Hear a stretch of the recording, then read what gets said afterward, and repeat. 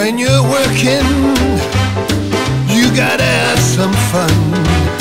Yeah, when you're working, you gotta have some fun. 'Cause being rich won't put a smile on your face. Your friends and your love. Sur un coup de sang, je décide de partir parler français en Irlande. Et c'est là où je fais connaissance avec AOL, qui était à l'époque outsourcé. On était une quarantaine de téléconseillers à répondre à des appels de facturation, à commencer à faire un peu de rétention, puisqu'à l'époque on faisait un petit peu de tout. Et puis on a commencé à se structurer, les centres d'appel sont montés en France, notamment dans le nord de la France. Donc on est sur du 98-2000. Et puis 2001, c'est le développement du centre de Marseille, qui lui verra la promotion de nombreuses personnes qui travailleront notamment à l'élaboration des centres d'appel en offshore, comme Eurocall à Casablanca. Et puis c'est le début de l'aventure marocaine. Je pars au Maroc très très souvent entre 2005 et 2008. Puis en 2008, pour 3 ans, où je m'installe à Casablanca, chez l'un de nos concurrents, dans lequel je pilote également la formation. Concrètement, on est vraiment sur la professionnalisation. C'est pour ça que la partie développement est très très importante dans ce titre. J'y apporte énormément d'intérêt. Aujourd'hui, plus que jamais, l'apprentissage il est central. Aussi bien au niveau des formations initiales que des formations continues, ça choquera personne. Mais l'apprentissage, il est central parce qu'aujourd'hui, on doit être capable de changer. Et l'apprentissage, c'est ça, concrètement, c'est donner la possibilité à l'ensemble des personnels d'être capable de changer, de répondre aux nouveaux enjeux. Ce qui était vrai il y a 2 semaines ne l'est plus, parce que les indicateurs ont changé. Parce que tout évolue, parce qu'on est vraiment sur un métier dans lequel il y a une réactivité importante. Donc il faut être capable de changer, et pour ça l'apprentissage est déterminant. Title Coaching Process. À la base, c'est, j'ai envie de dire de manière très humble, une structure de management.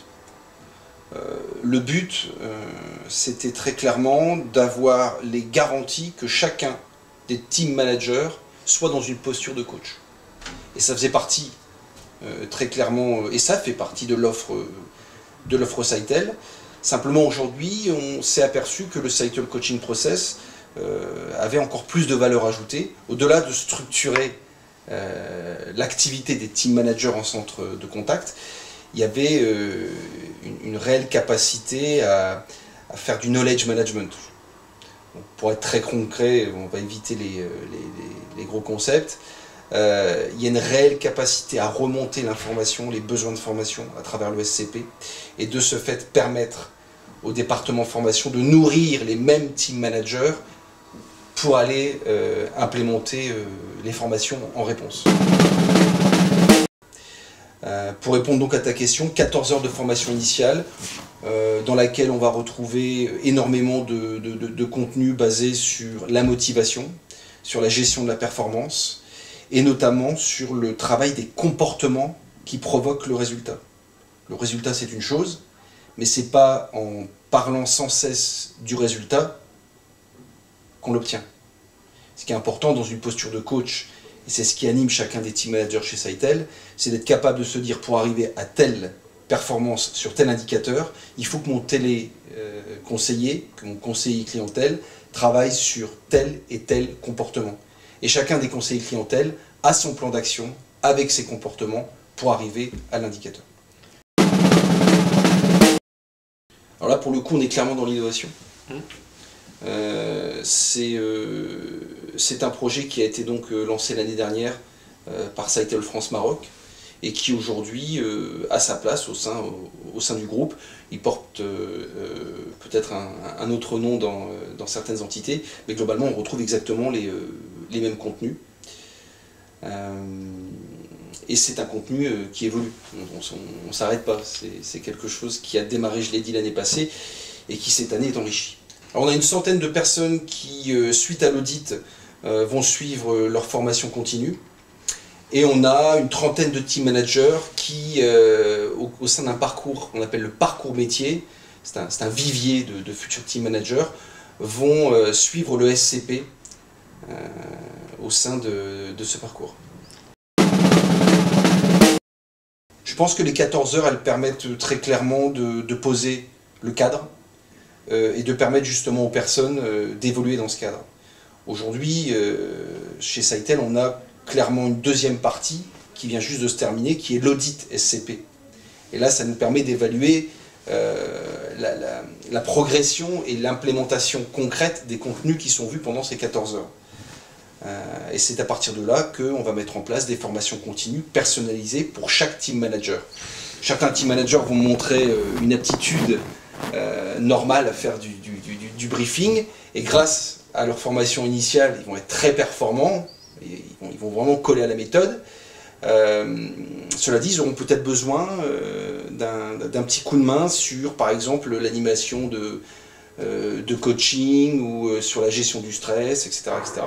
Donc, grâce à l'audit, on est capable de visualiser au cœur des opérations quelles sont les compétences que ces team managers ont besoin de revoir.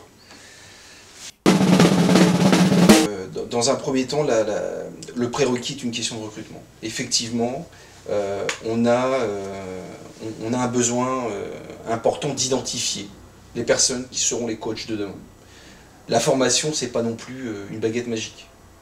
Je pense que c'est très très important d'avoir en formation des personnes qui sont prédisposées pour le métier, des personnes qui sont déjà passionnées, ça c'est important, passionnées par le métier en centre d'appel, et aussi passionnées par la relation humaine.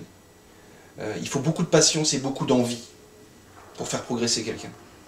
Je vous parle d'apprentissage, se mettre dans une posture de coach, c'est pas dû à tout le monde. On ne va pas commencer à se faire un cours sur le sujet, mais on a des personnes qui sont plus ou moins dans l'humain, plus ou moins dans l'objectivité et les chiffres. Apprendre aussi aux personnes que la motivation, c'est pas simplement le fait de taper dans les mains, mais c'est surtout un travail de compréhension et de support, être capable de mettre les personnes en condition, ne pas oublier que ce sont les personnes qui se motivent avant tout. Donc il y a un gros travail sur la responsabilisation du team manager à mettre en œuvre et à offrir les conditions pour que chacun des conseillers soit motivé.